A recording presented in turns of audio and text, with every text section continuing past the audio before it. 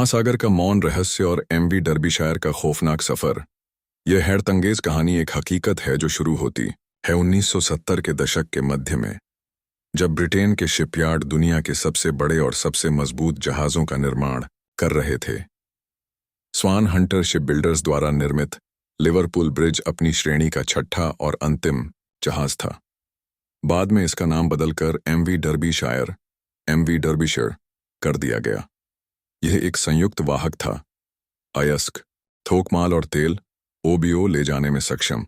इसकी विशालता कल्पना से परे थी। 2 मीटर 935 फीट लंबा, यह टाइटैनिक से भी लंबा और 2 गुना भारी था। इसका सकल रजिस्टर्ड टन भार 91,650 था। जब यह लिवरपूल के अपने घरेलू बंदरगाह पर खड़ा होता था तो शहर की इमारतें बौनी लगती थीं। यह सिर्फ एक जहाज नहीं था, यह ब्रिटेन की समुद्री शक्ति का एक चलता फिरता प्रतीक था, जिसे सबसे कठोर समुद्रों का सामना करने के लिए डिजाइन किया गया था। लेकिन लोहे और स्टील के इस विशालकाय के भीतर इंसानी दिलों की धड़कनें थीं। इसके चालक दल में 44 सदस्य थे, जिनमें से अधिकांश लिवरपूल और उसके आसपास के क्षेत्रों से थे। ये अनुभवी नाविक थे जिन्होंने अपना जीवन समुद्र की लहरों को समर्पित कर दिया था। इस अंतिम यात्रा पर उनके साथ 2 क्रू सदस्यों की पत्नियां भी थीं, जो अपने पतियों के साथ कुछ समय बिताने के लिए जापान जा रही थीं। वे एक तैरते हुए समुदाय थे, एक परिवार जो हफ्तों और महीनों तक घर से दूर रहता था, एक दूसरे के सहारे और दोस्ती पर निर्भर। यह कहानी उन भावनाओं की है, उन पत्नियों के उत्साह की जो अपने पतियों से मिलने वाली थीं, उन नाविकों की घर वापसी की उम्मीदें और उन परिवारों का इंतजार जो अपने प्रियजनों के लौटने की राह देख रहे थे। और फिर यह कहानी उस खौफनाक एहसास की है जब उम्मीद डर में बदल गई और डर अटूट दुख में। एमवी डर्बीशायर सागर के सफर की शुरुआत 9 सितंबर 1980 की अंधेरी रात प्रशांत महासागर में एक सुपरसाइज कार्गो एमवी डर्बीशायर शिप समुद्र की विशालकाय लहरों से लड़ रहा था। टाइटैनिक से भी बड़ी और 16 मंजिला इमारत जितनी ऊंची इस शिप को अगर स्टील का किला कहा जाए तो गलत नहीं होगा। लेकिन सिर्फ चंद घंटों के बाद इसका कोई नामो निशान नहीं रहा। न कोई रेडियो सिग्नल आया, न समंदर में कोई तैरता हुआ मलबा मिला। लाखों टन वजनी शिप बिना किसी निशान के अचानक कैसे गायब हो गई। अधिकारियों की जानिब से 20 सालों तक दुनिया को सिर्फ एक ही बात बताई गई कि बस शिप डूब गई है। लेकिन जब क्रू में मौजूद एक शख्स के परिवार वालों ने सच्चाई का पता लगाना शुरू किया, तो जो कुछ समंदर के नीचे छुपा था उसने सबकी आंखें खोल कर रख दी। ये कहानी है उस अदम्य मानवीय भावना की जिसने एक साम्राज्य और महासागर दोनों को सच उगलने पर मजबूर कर दिया।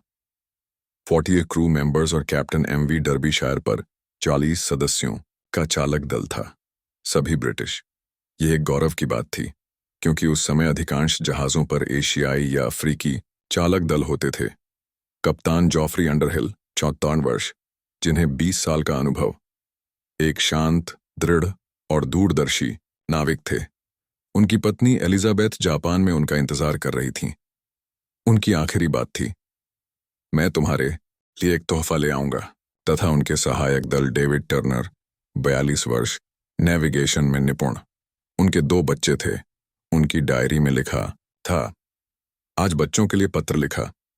अगर मैं वापस ना आऊं तो यह पत्र उनके लिए मेरी आखिरी बात होगी। 9 सितंबर 1980। तूफानी सफर। 9 सितंबर 1980 की शाम प्रशांत महासागर की गहरी लहरों को चीरता हुआ एक बेपनाह बड़ा cargo ship MV Derbyshire Japan की तरफ रवाना था। पिछले 8 हफ्तों से यह मुसलसल सफर पर था।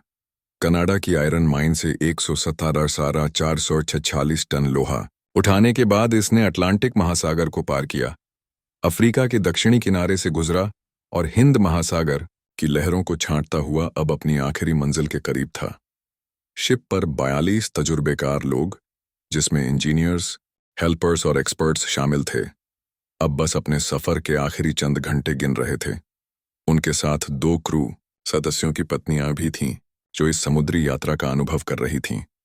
शिप के कैप्टन 47 वर्षीय जेफरी अंडरहिल, जिन्हें 20 साल का अनुभव था, इस मिशन के जिम्मेदार थे। उनकी पत्नी डोरोथी भी इंग्लैंड से जापान आ चुकी थीं और योकोहामा में अपने पति के आने का बेसब्री से इंतजार कर रही थीं, लेकिन उनका मिलना अब सिर्फ एक ख्वाब बनकर रह जाएगा। कई दिनों से कैप्टन अंडरहिल मौसम की रिपोर्ट्स पर नजर रखे हुए थे। ईस्ट की तरफ से एक और मेहमान उनकी तरफ बढ़ रहा था, टाइफून ऑर्किड, एक तूफान जो हर घंटे के साथ और भी ज्यादा खतरनाक होता जा रहा था। कैप्टन अंडरहिल अपने करियर में ऐसे कई तूफान देख चुके थे। उन्हें यकीन था कि डर्बीशायर अपनी विशालता और मजबूती के साथ इस टाइफून को आसानी से झेल सकती है। इस मुकाम पर कोई सुरक्षित बंदरगाह भी काफी दूर था, लिहाजा तूफान से लड़ना ही आखिरी हल था। कैप्टन ने स्पीड कम की और शिप की डायरेक्शन लहरों की तरफ थोड़ी सी घुमा दी। तूफान के दौरान जहाज आमतौर पर ऐसा ही करते हैं ताकि स्टेबिलिटी बरकरार रहे। साथ ही कैप्टन ने एक इमरजेंसी मैसेज भी भेजा जिसमें उन्होंने हालात के बारे में आगाह किया और शिप की करंट लोकेशन भी भेज दी। यह एक मानक प्रक्रिया थी, खतरे का संकेत नहीं।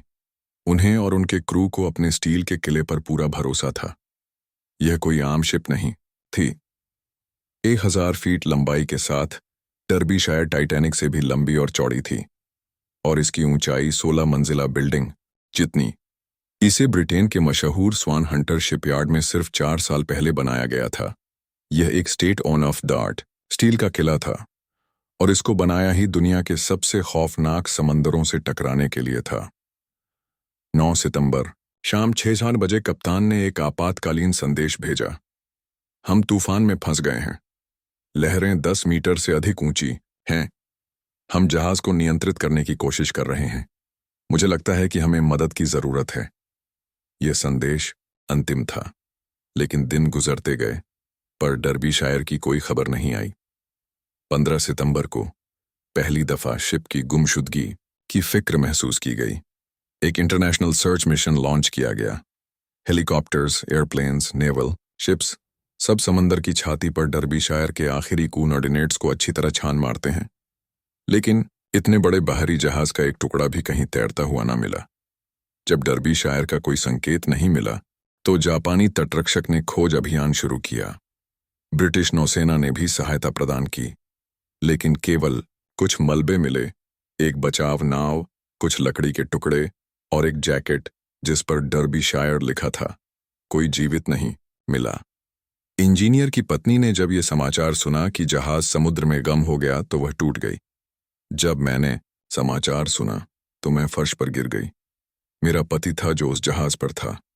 मैंने उसके लिए खाना बनाया था, उसके लिए प्रार्थना की थी, लेकिन अब वह गायब था। मैंने उसकी तस्वीर को छाती से लगा लिया। मैंने रोते रोते रात भर जागे रहने का फैसला किया। शायद वह वापस आ जाए।